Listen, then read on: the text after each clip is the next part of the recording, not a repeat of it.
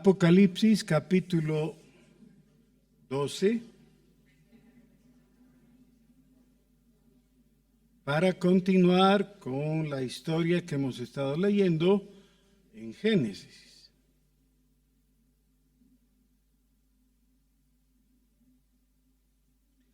Voy a leer desde el versículo 3, Apocalipsis 12, 3. También apareció otra señal en el cielo.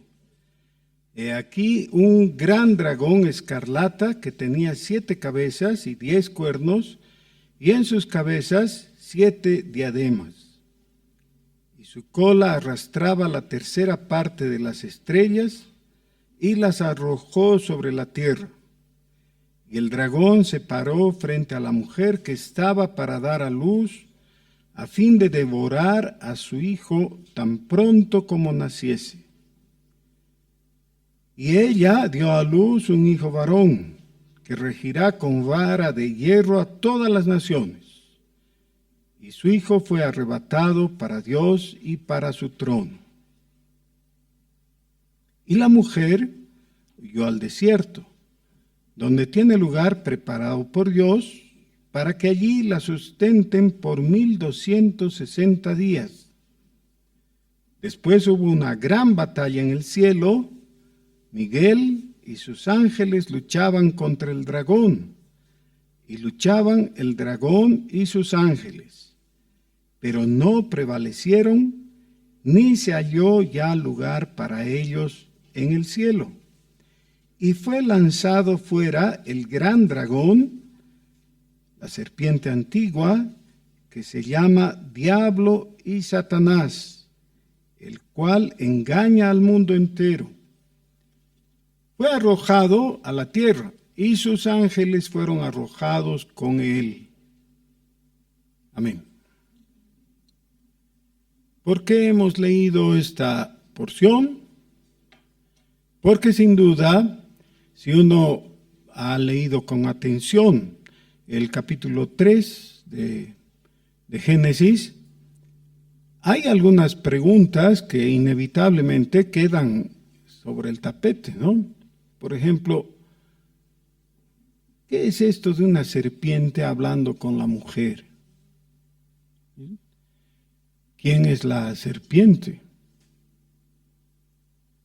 Ahora, tratemos de pensar en la historia que hemos leído la semana pasada del capítulo 3 de Génesis y omitamos a la serpiente. ¿Se podría eso? Sí, se puede, haciendo un esfuerzo.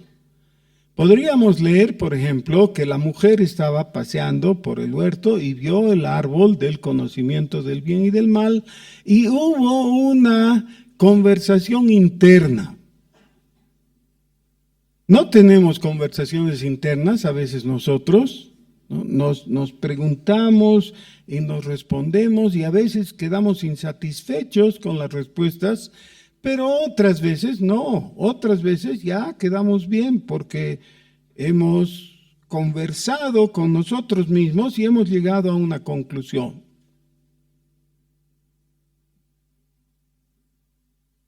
¿La voz de la serpiente era real? ¿La serpiente era real? Las serpientes no hablan. ¿Era entonces solamente una imaginación, una proyección de la mujer? Bueno, es muy interesante porque uno podría decir, bueno, pero yo creo lo que dice la Biblia, y cuando la Biblia dice que la serpiente le habló a la mujer es porque la serpiente le habló a la mujer. Así que descarto la otra posibilidad y evito leer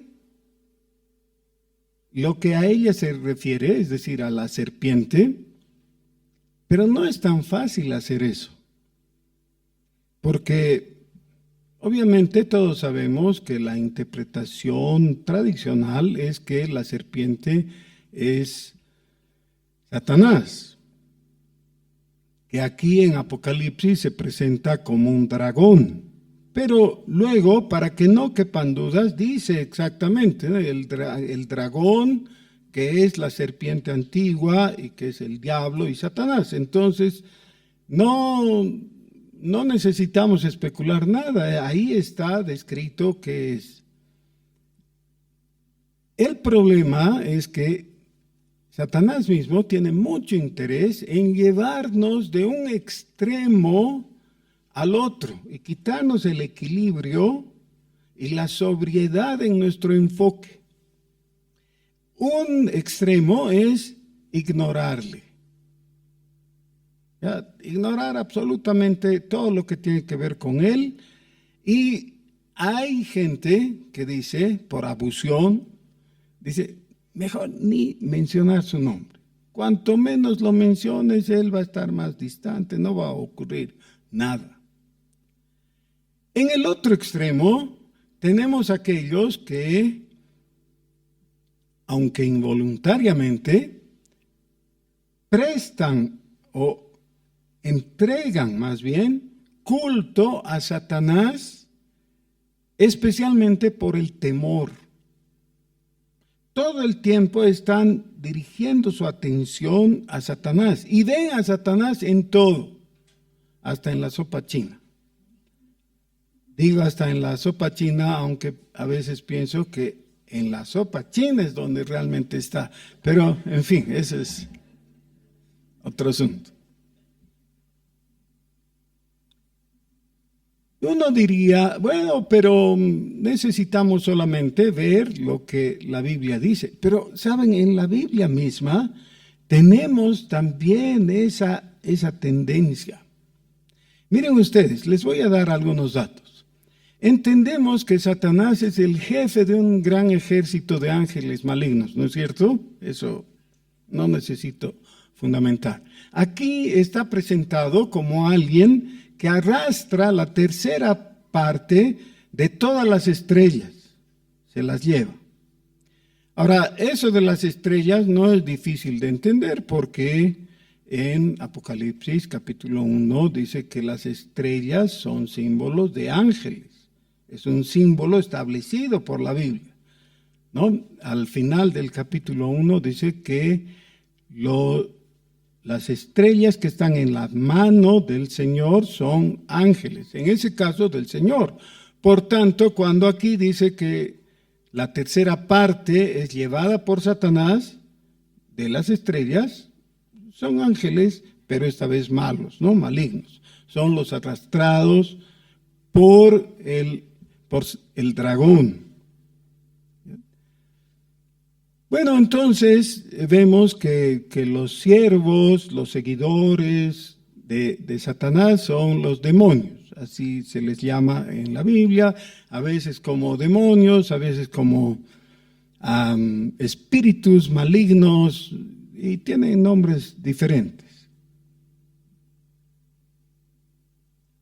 En los evangelios sinópticos, para comenzar en Marcos capítulo 1, y en los pasajes paralelos de Mateo y de Lucas, al comenzar el ministerio del Señor Jesús, y antes de cualquier otro milagro, se nos cuenta el encuentro que tiene el Señor Jesús con un demonio o con un hombre endemoniado. ¿Se acuerdan dónde fue eso? En una sinagoga.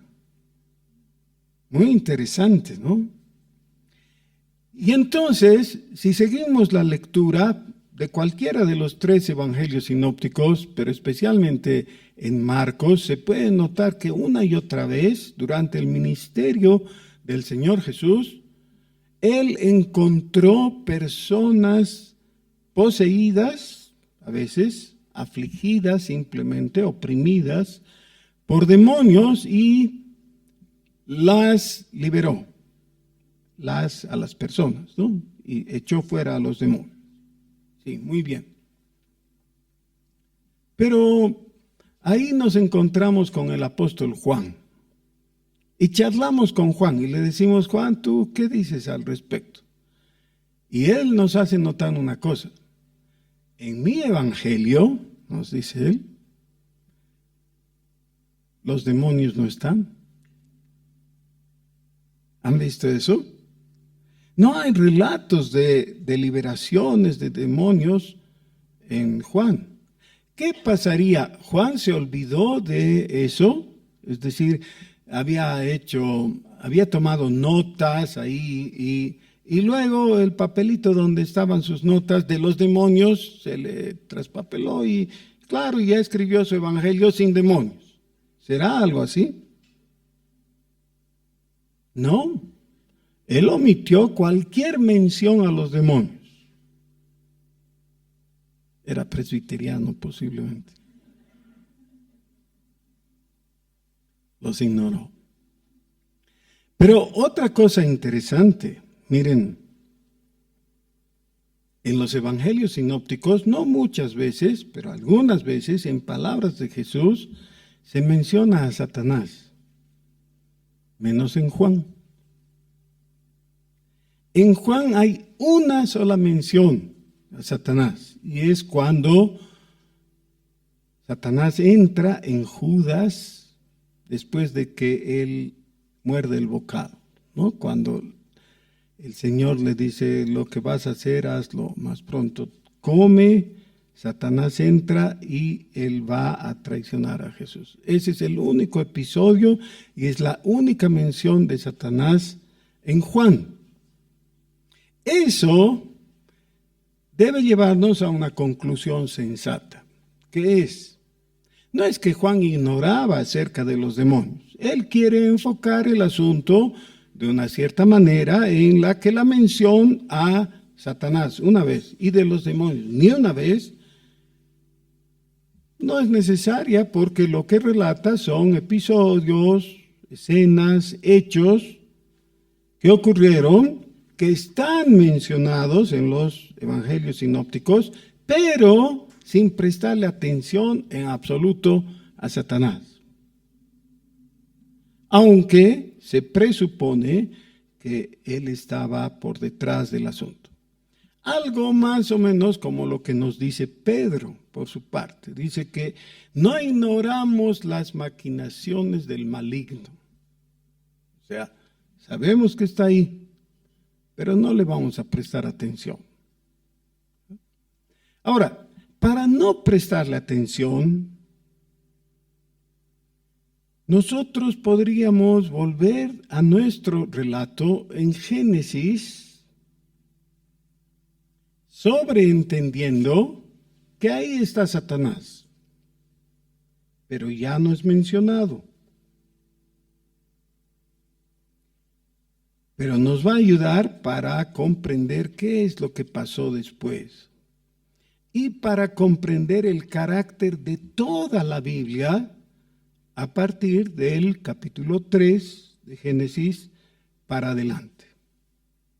Entonces, si podemos hacer una división útil a nuestra comprensión, tenemos los dos primeros capítulos de Génesis que muestran la relación de Dios, el Creador, con el hombre creado y el establecimiento de todas las cosas como para que las cosas vayan bien. ¿Qué hace Dios? Crea al hombre. Le da una labor, le da una función, le da una compañera, le da un lugar donde vivir y le da autoridad para relacionarse con esa creación. ¿Ya? Todo bien. Cuando concluimos el capítulo 2 de Génesis, nos da ganas de poner un tic, ¿no ven?, de aprobación.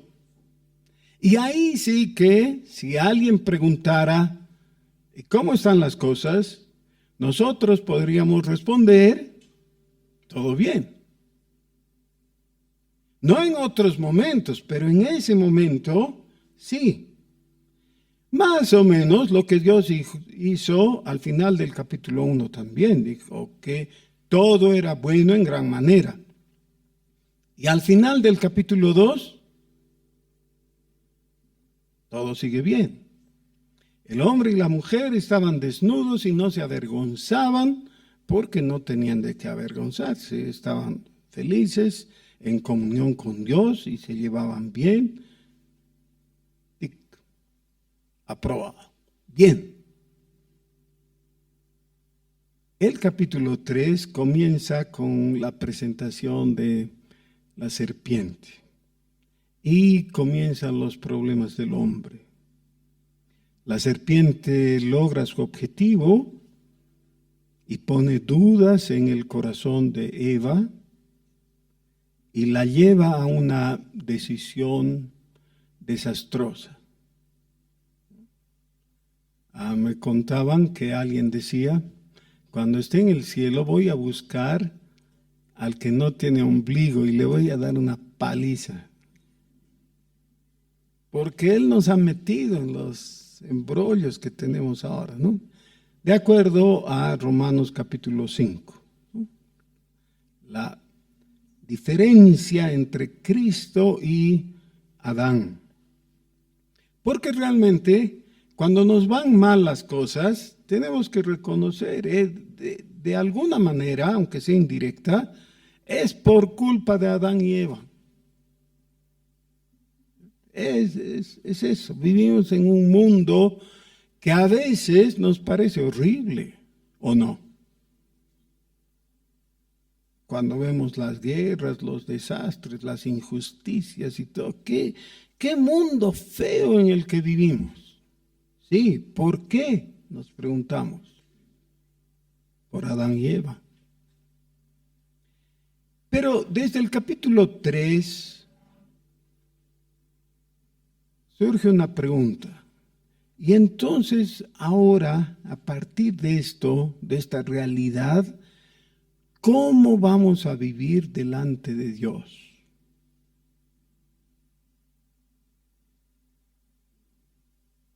Quiero parar ahí y por favor, si podemos solamente por razones didácticas, ¿no? ¿Puedes hablar con tu vecino? ¿Sí? Ya nos hemos saludado un poco, ¿no? Pero hola, ¿cómo estás? Sí. Y le puedes preguntar, ¿cómo vamos a vivir delante de Dios?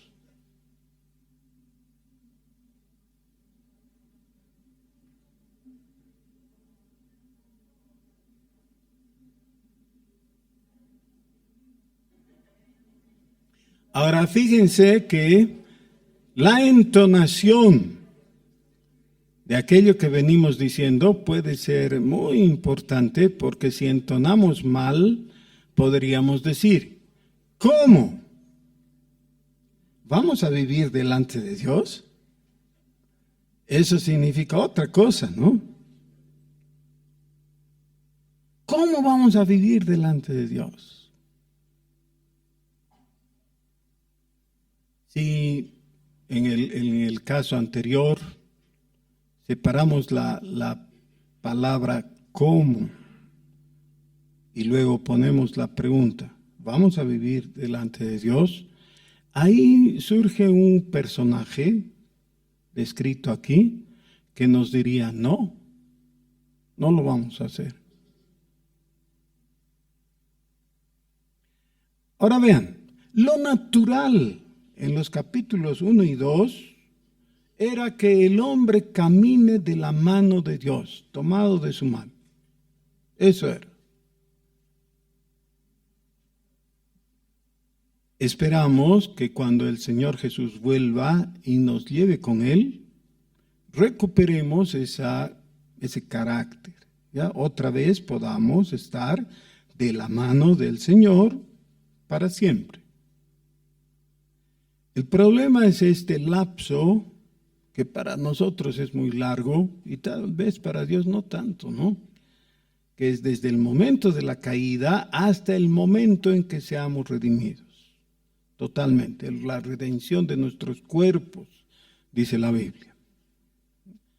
En todo este paréntesis en el que los cristianos decimos, quisiera vivir en plenitud delante de Dios. Quisiera que todos los días automáticamente yo pueda sentir su mano tomando la mía y ayudándome a caminar. ¿Sucede eso automáticamente? No. Por el contrario, hay días en que, si somos sinceros, tenemos que mirar y decir junto con el salmista: Señor, ¿dónde estás? Mis oraciones parece que no llegan ni medio metro y ya se caen, no suben. No te puedo percibir, no siento tu respaldo. El salmista lo dice: no, ¿hasta cuándo, Señor? Clamo a ti de día y de noche, pero me has olvidado. ¿Dónde estás? Y esa es la sensación que eventualmente tenemos, aunque seamos creyentes. Imagínense los que no son creyentes, qué soledad tendrán, ¿no? Qué horrible. Bueno, pero entonces, la pregunta es válida para los que no son creyentes por obligación, pero también es válida para los que somos creyentes y que enfrentamos las tribulaciones de este mundo, tal como dice 2 Corintios capítulo 1, ¿no?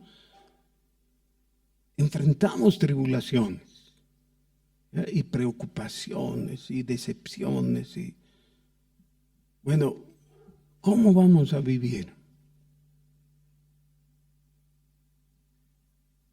Por favor, Génesis capítulo 4. Yo sé que no hemos terminado el 3, no se preocupen, vamos a terminar, pero ahora el 4. Conoció Adán y su mujer Eva, la cual concibió y dio a luz a Caín, y dijo: por voluntad de Jehová he adquirido varón.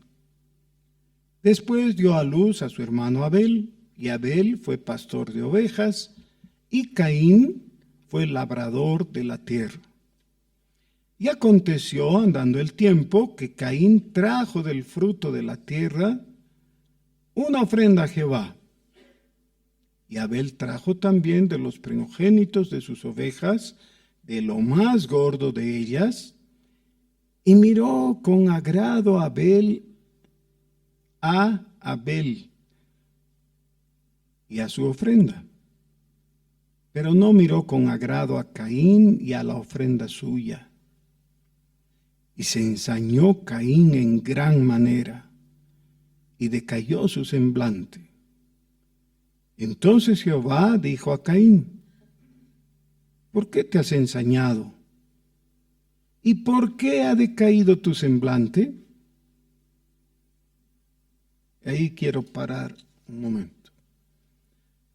Yo he escuchado muchas predicaciones sobre esto y tristemente debo decir, muchas de ellas mal enfocadas, haciendo énfasis en lo que no está mostrando el pasaje, aunque puede ser que lo mencione. No había ningún delito en que Caín sea labrador de la tierra, más bien era meritorio, porque su padre había sido puesto por Dios para labrar y cuidar el huerto del Edén. Así que Caín podía decir: yo estoy haciendo lo que mi padre fue encomendado por Dios para hacer. Ser labrador no es nada malo. Y por tanto, la ofrenda de Caín no tenía nada de malo en cuanto a que presentó delante de Dios el grano, que es el producto de la tierra. Todo bien. Dios no lo rechazó por ser labrador y no lo rechazó por presentar una ofrenda de grano. Más tarde, en la ley, Dios previó que los adoradores entreguen ofrenda de grano también. No era nada malo, nada reprobable. Estaba bien. Cuando Abel presentó de lo suyo, es porque eso era lo que tenía. Se dedicó a criar ovejas, entonces tenía ovejas y lo que ofrendó era lo que tenía. Todo bien. Ambos eran religiosos y ahora sí le viene bien la palabra. Porque ¿qué es la religión? Es lo que se hace cuando se tiene una fe. Ambos creían en Jehová, en Dios. Entonces, para adorarle, le llevan sus ofrendas. El llevar ofrenda es un acto de por sí lo más básico de la religión. Eso es religión. No estaba mal. Dios no le reprocha a Caín por su ofrenda, pero no la acepta. ¿Por qué? Génesis no dice explícitamente, pero nos deja intuir, porque cuando Dios le habla, le dice, ¿por qué te has ensañado? Y le pregunta, si bien hicieres, ¿no serás enaltecido? Ese era el problema. Caín hacía en el nivel religioso lo correcto. Era en lo demás de su vida que no hacía lo correcto, no hacía el bien. El apóstol Juan otra vez viene en nuestra ayuda y nos explica en su primera epístola que Caín era del maligno y sus obras eran malas. Ese es el asunto. El asunto no es el tipo de ofrenda que presentas delante de Dios. El asunto es que eso tiene que ser coherente con el resto de tu vida. Hay gente que dice que no participa de la iglesia porque la iglesia está llena de hipócritas. ¿Han oído eso? Y generalmente la respuesta que les dan es, bueno, no te preocupes, hay espacio para uno más, así que ven nomás, ¿no? ¿Está la iglesia llena de hipócritas? Sí, en el sentido general, porque todos nosotros tenemos un poquito de hipócritas, ¿no? Todos. No lo digo con cinismo, pero es la realidad. ¿Ya? Lo que se necesita es que delante de Dios saquemos nuestra máscara, nuestra fachada y con sinceridad le hablemos.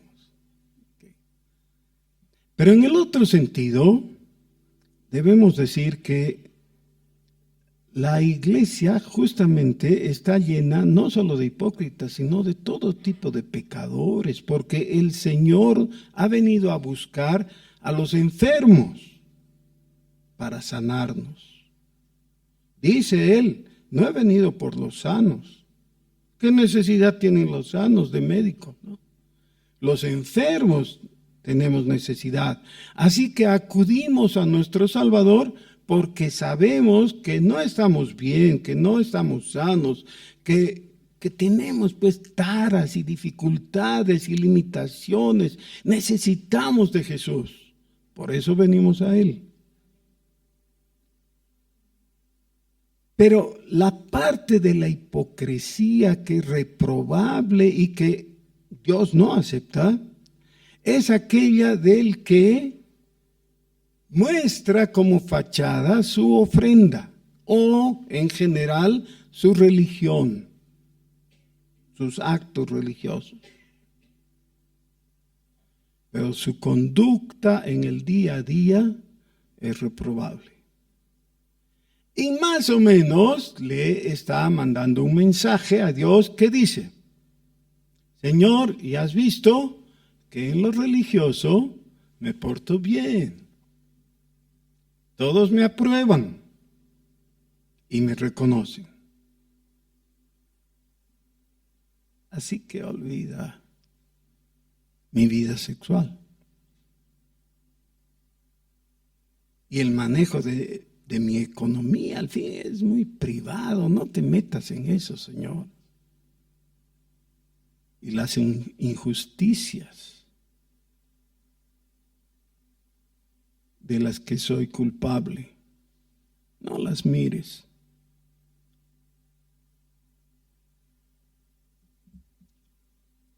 El Señor le dice,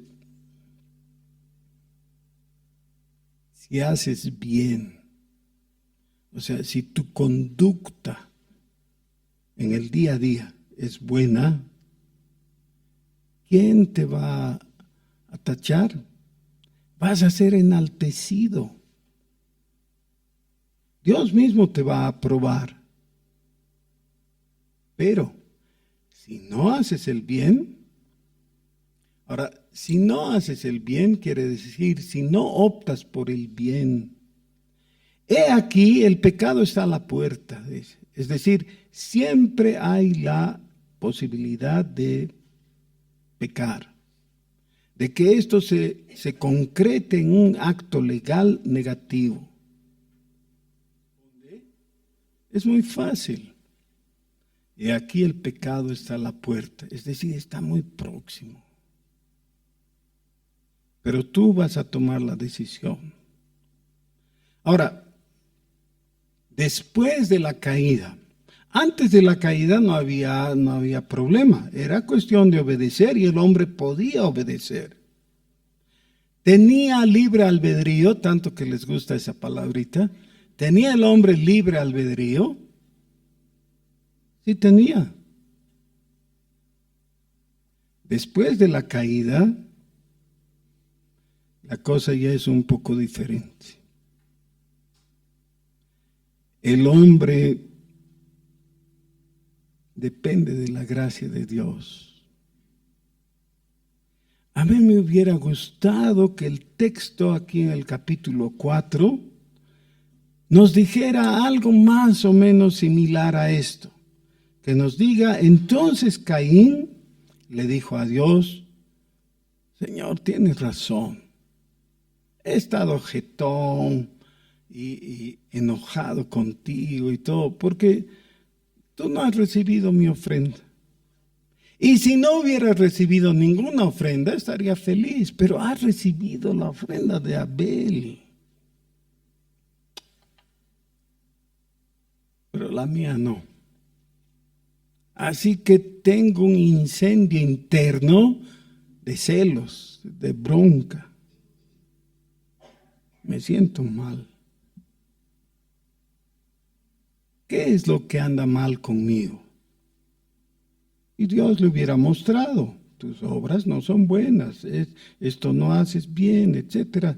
Y él podría haber dicho, tienes razón, me arrepiento, ¿qué debo hacer?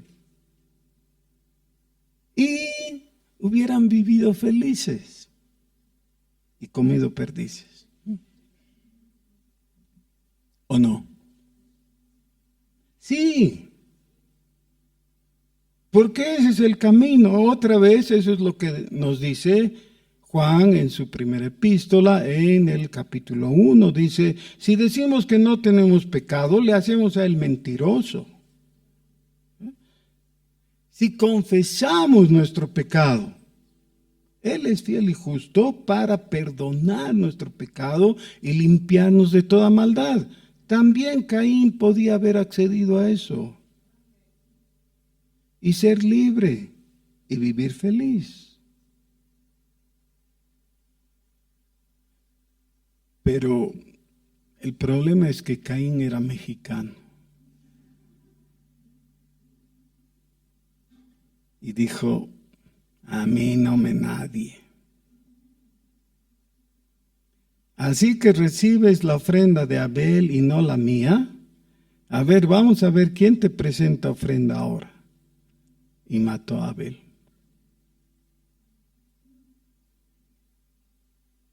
Y pareció salirse con la suya, porque lo enterró y pensó, ¿y quién va a descubrir? Todavía no hay el FBI, ¿quién va a investigar? ¿Quién va? No hay problema, esto queda así, está resuelto. ¿Está resuelto? ¿Se han preguntado alguna vez por qué en el capítulo 4, que es la historia de Caín, básicamente, Satanás no es mencionado? Porque era la ocasión, ¿no? Para oír una conversación entre Satanás y Caín, por ejemplo, hubiera sido muy interesante, ¿o no?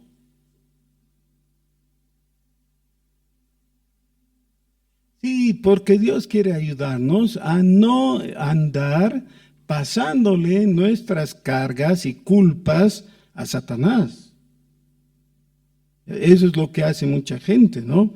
Se quiere descargar de su propia culpa pasándole el asunto a Satanás.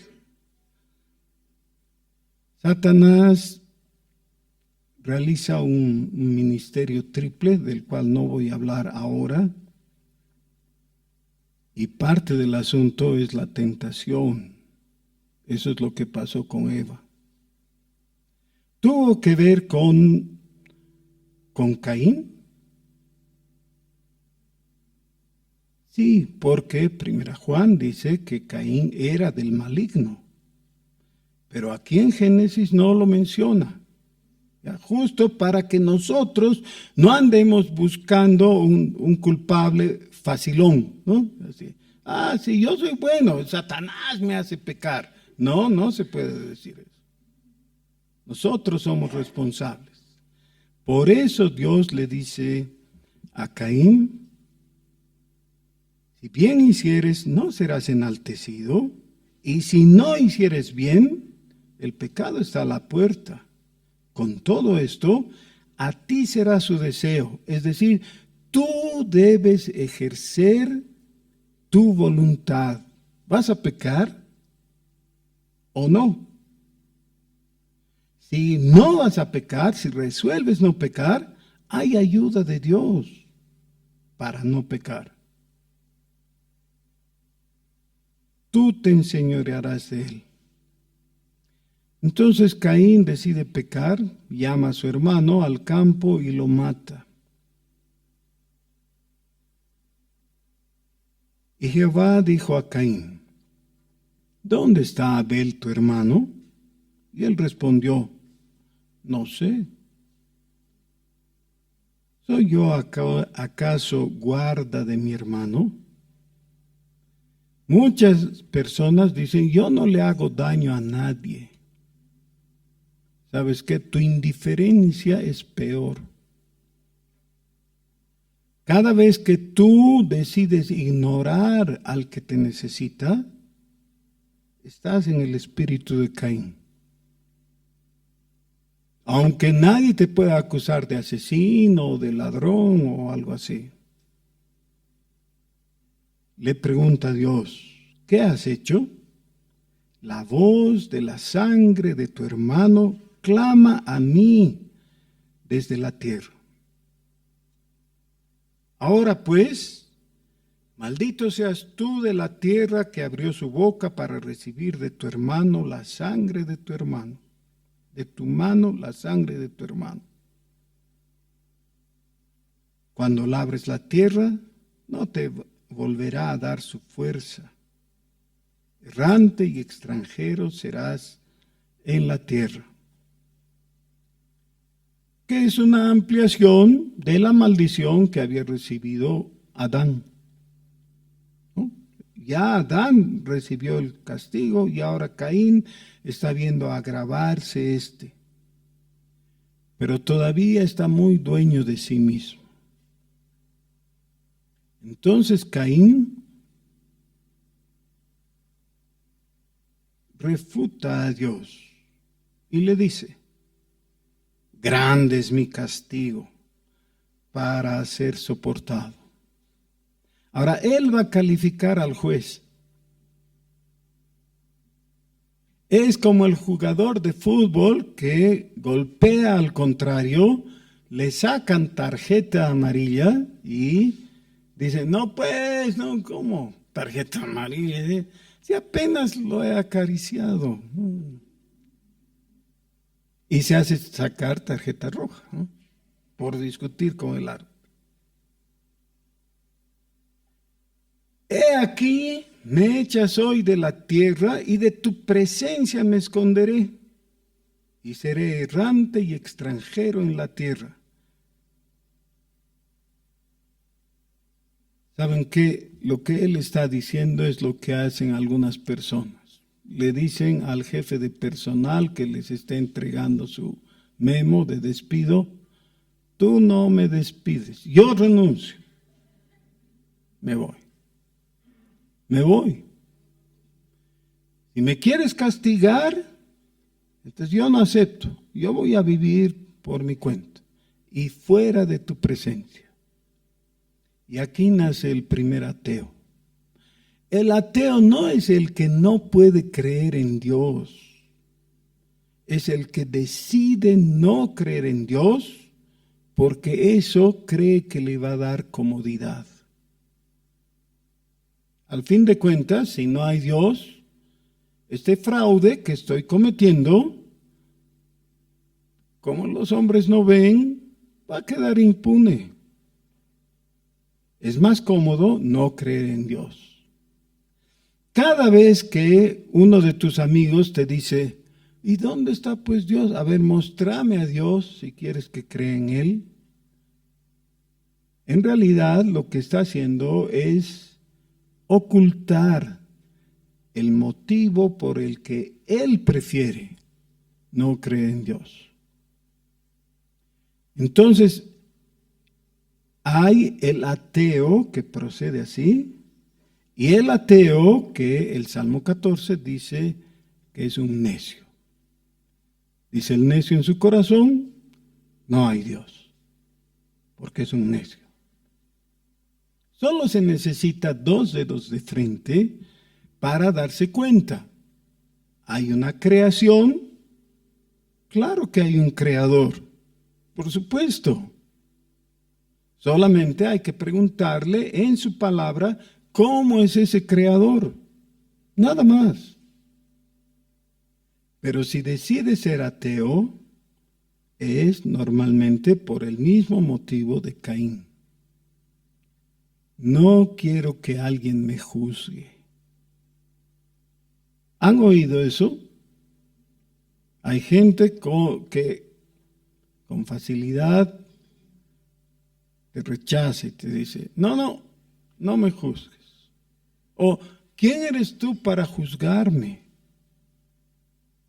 Sí, bueno, pero lo que hacen es sacar fuera de contexto Mateo capítulo 7, versículo 1, y entonces dicen: no juzgues para no ser juzgado, métete en tus cosas, yo sé lo que hago. Sí, pero un día vas a tener que comparecer delante del gran trono blanco. Y ¿sabes qué? No vas a tener necesidad de confesar tus pecados. Todos ellos están registrados en los libros de Dios. Todos.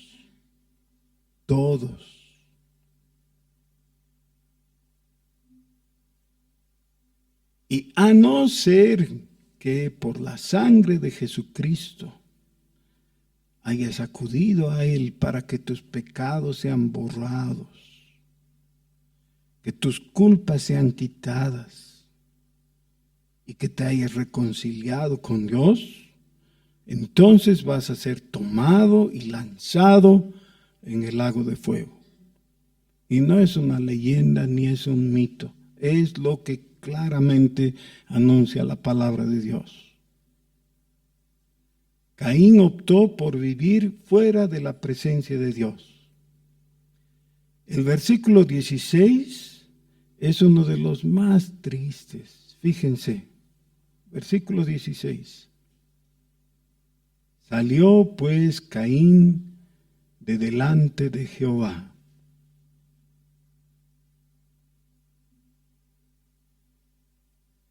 Quizás tú has crecido en una familia que reconocía a Dios por lo menos como Dios, ¿no? Todavía no a Jesucristo, pero por lo menos sabía que había un Dios. Tal vez puedes reconstruir en tu mente tu propia historia. De ese nivel, yo he caído en escoger la opción de vivir lejos de Dios, de ignorar a Dios, de vivir por mi cuenta. He creído que así estaría más libre,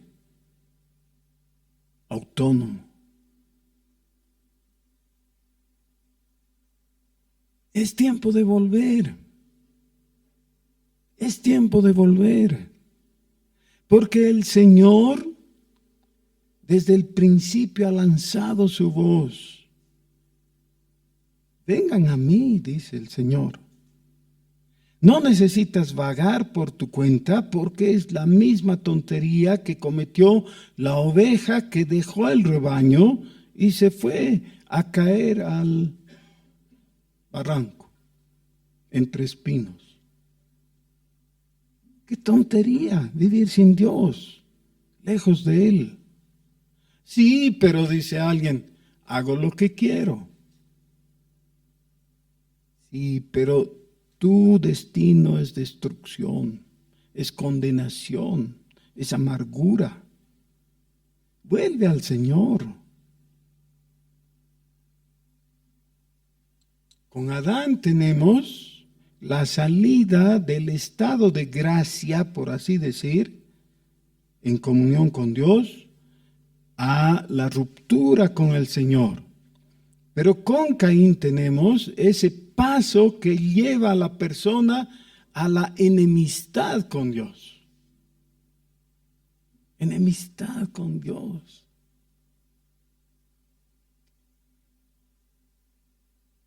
El Señor Jesús ha venido a rescatar lo que se había perdido. Tú eres lo que se había perdido. Dios no quiere que estés perdido. Quiere que camines con Él. Quiere está extendiendo su mano para que tú te aferres a Él. Te está llamando. Por favor, no sigas el camino de Caín. Es tontería, es destrucción, es amargura, es soledad, es perdición. Ven a Cristo. Cristo es el camino para reconciliarnos con Dios.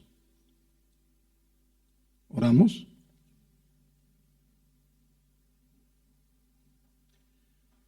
Nuestro Señor, todos nosotros tenemos algo de Caín. Pero ahora te pedimos perdón. Límpianos. Gracias, Señor, porque tú has venido a rescatar lo que se había perdido. Gracias, Señor, por tenerme en tu mano poderosa para ayudarme. Gracias, Señor, por tu sangre derramada en la cruz, por la que tú estableces paz con nosotros y reconciliación. Gracias por tu palabra, Señor, que es luz para nuestras vidas. Señor, no somos del maligno, somos tuyos. ¡Qué felicidad ser tuyo, Señor! Gracias. Gracias, bendito Padre. Nos alegramos en Jesús y nos alegramos por el Espíritu Santo que nos convence de la verdad. Bendito sea tu nombre.